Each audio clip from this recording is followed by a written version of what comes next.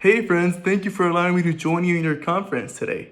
My name is Ricardo, and I'm part of the Puente organization. A little bit about me is that I'm from Dominican Republic, and I've been here for about 5 years now.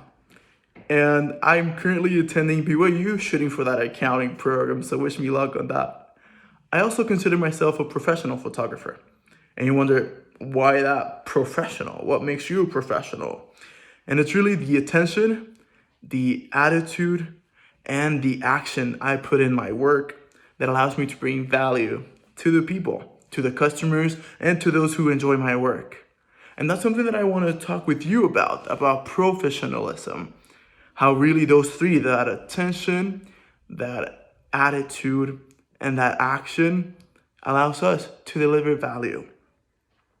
And it really all starts, that professionalism all starts in the first impression that we do have, either at work, at school, and any type of project that you choose to engage in.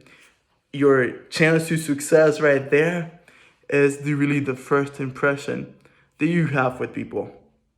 So that's why you bring your best. You choose to show others that you care and that you're willing to bring that value as you really choose to put on your best clothes, put on your best smile, put on your best, language, all that you got to show people that you're willing to put in all to deliver that value that the world is looking for. I remember one time we had a class where our teacher graded us 2%. Our grade was 2% just professionalism.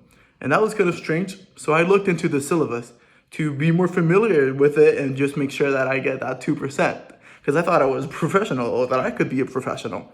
But what she meant and the lesson learned from that class is that we really have all the resources to be professional and to do great, to deliver that value, to be and give the best of ourselves.